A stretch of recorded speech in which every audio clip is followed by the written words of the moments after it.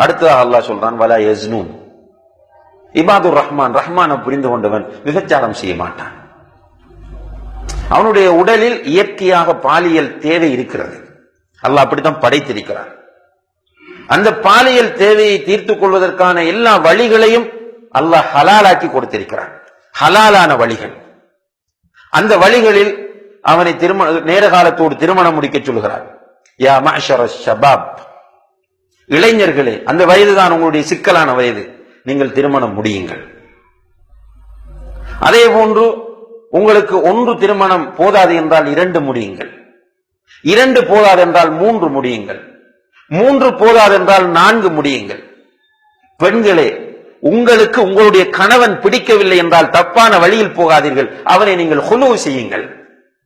அவனை நீங்கள் வேண்டாம் என்று சொல்கிற உரிமை உங்களுக்கு இருக்கிறது. அவனை வேண்டாம் என்று ஒதுக்கிவிட்டு நீங்கள் இத்தா இருந்து விட்டு இன்னும் ஒருவரை நீங்கள் திருமணம் செய்து கொள்ளுங்கள். இப்படி உங்களுக்கு 10 பேர் பிடிக்கவில்லையா, 10 பேரையும் ஹுலூ செய்ய மார்க்கத்தில் தாராளமாக அனுமதி இருக்கிறது.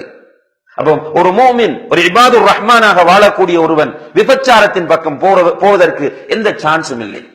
இபாதுர் ரஹ்மான் என்பவன் ரஹ்மானுடைய அடிமை, ரஹ்மானுக்கு கட்டுப்படக்கூடியவன். அந்த அர் ரஹ்மான் என்ன சொல்கிறான்? ஆண்களை பார்த்து சொல்கிறான், நீங்கள் உங்களுடைய பார்வைகளை தாழ்த்திக் கொள்ளுங்கள். பெண்களை பார்த்து சொல்கிறான், உங்களுடைய பார்வைகளை தாழ்த்திக் கொள்ளுங்கள். உங்கள் 2 பேருடைய கற்புகளையும் நீங்கள் காத்துக் கொள்ளுங்கள். நீங்கள் அந்நிய ஆண்களும் அந்நிய பெண்களும் ஓரிடத்திலே ஒன்றாக உட்காராதீர்கள்.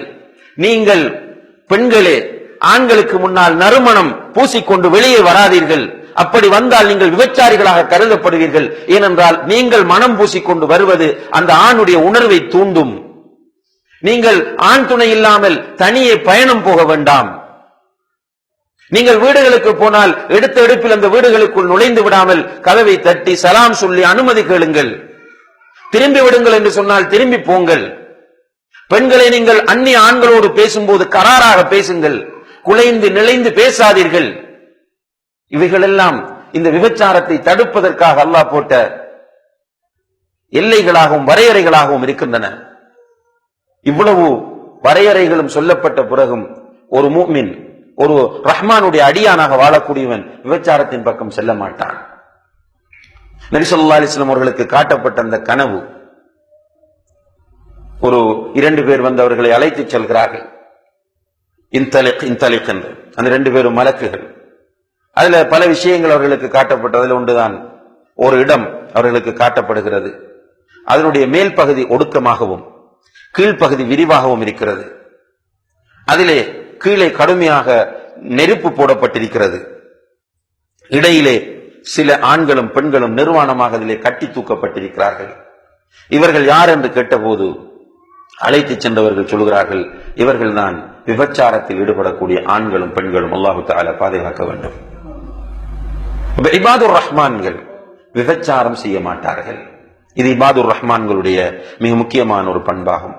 வமை யஃஅல் ذلك, இவைகளை எல்லாம் யார் செய்கிறாரோ இல்க அஸாமா, அவர் பாவத்தை சுமந்து கொள்வார், பாவத்தை சந்திப்பார்.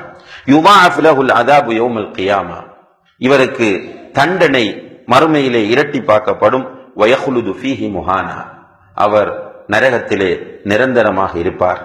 இல்லா மன் தாப, இப்படியெல்லாம் செய்து ஷிர்க் செய்து, அதே போன்று கொலை செய்து விபச்சாரம் செய்த ஒருவர் தான் செய்தது தவறு என்பதை உணர்ந்து அல்லாஹ்விடத்திலே பாவ மன்னிப்பு கேட்டு வஆமன, ஈமான் கொண்டு.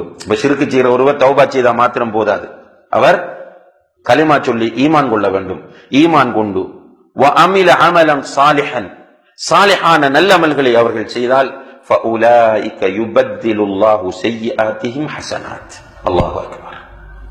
அவர்களுடைய தீமைகளை எல்லாம் அல்லாஹ் நன்மையாக மாற்றி விடுவான். தௌபா செய்த கண்ணியத்திற்குரிய சகோதர சகோதரிகளே, நம்ம செய்த அந்த தௌபா சின்சியராக அமையுமாக இருந்தால் அல்லாஹ் எவ்வளவு பெரிய ரஹ்மான் ரஹீம் என்று பாருங்கள். நம்முடைய நன்மைகளை தீமைகளை எல்லாம் நன்மையாக, விபச்சாரத்தை நன்மையாக மாற்றுகிறான், ஷிர்கை நன்மையாக மாற்றுகிறான். அல்லாஹு அக்பர். ஆனால் தௌபா சின்சியராக அமைய வேண்டும். தௌபாவுக்குரிய நிபந்தனைகள் எத்தனை? தௌபா சரியான முறையில் ஏற்றுக்கொள்ளப்பட வேண்டுமாக இருந்தால் முதலாவது இஹ்லாஸ். நம்ம செய்யக்கூடிய தௌபா அல்லாஹ்வினால் ஏற்றுக்கொள்ளப்பட வேண்டுமாக இருந்தால் முதலாவது இஹ்லாஸ், இரண்டாவது நாம் செய்யக்கூடிய அந்த தவறை உணர்ந்து கொண்டு கவலைப்படுவது. மூன்றாவது, அந்த தவறை உடனடியாக விடுவது. நான்காவது, அந்த தவறின் பக்கம் செல்ல மாட்டேன் என்ற உறுதி பிரமாணத்தை எடுப்பது. இந்த 4 நிபந்தனைகளோடு தௌபா செய்யப்பட வேண்டும்.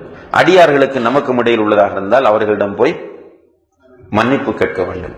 இப்படி நாம் தௌபா செய்தால் நம்முடைய தீமைகளை எல்லாம் அல்லாஹ் நன்மையாக மாற்றுகிறார்.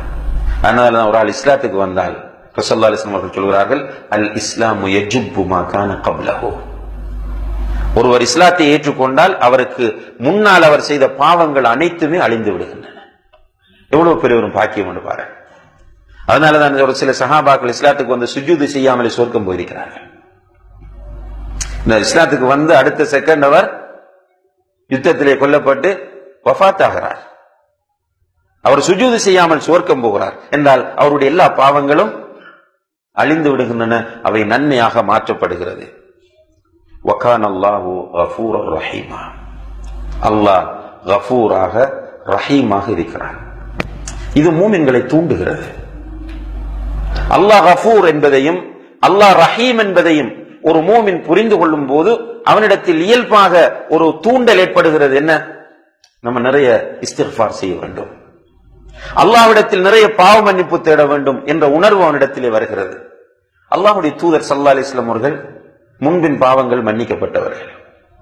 முன்பின் பாவங்கள் மன்னிக்கப்பட்ட அல்லாஹ்வுடைய தூதர் ஸல்லல்லாஹு அலைஹி வஸல்லம் அவர்கள் இப்படி ஒரு மஜ்லிஸ்ல சஹாபாக்கள் உட்கார்ந்த ஹீரோ யார் அந்த இடத்துல? அவங்க தான் யாரு கூட பேச வேண்டும்?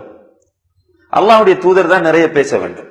ஆனால் அவர்கள் அந்த மஜ்லிஸிலே சஹாபாக்கள் சொல்றாங்க, நாங்கள் எண்ணிக்கொண்டிருந்தோம், ரப்பிக்ஃபிர்லி வதுப் அலைய இன்னக அன்தத் தவ்வாபுர் ரஹீம்.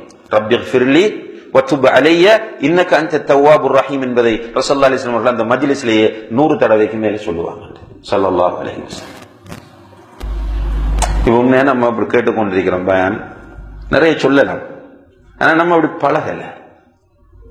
இந்த வசனங்கள் நம்மை தூண்டவில்லை. இப்ப பைக்ல எவ்வளவு தூரம் போறோம், சும்மா அதை பார்க்கிறோம், இதை பார்க்கிறோம், அந்த கற்பனையில போறோம், இந்த கற்பனையில போறோம்.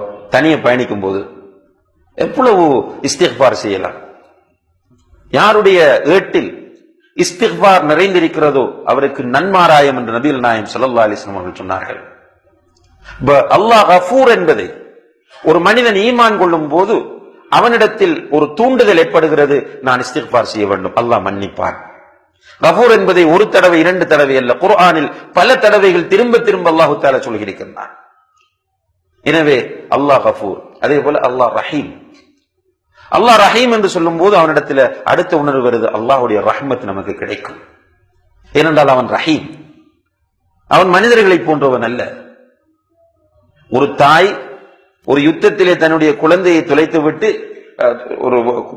ஒரு பயண கூட்டம் வருகிறது, அந்த பயண கூட்டத்திலே குழந்தையை தொலைத்து விட்டு ஒவ்வொரு குழந்தையாக தூக்கி பார்க்கிறார், ஒவ்வொரு குழந்தையாக தூக்கி தூக்கி பால் கொடுக்கிறார்.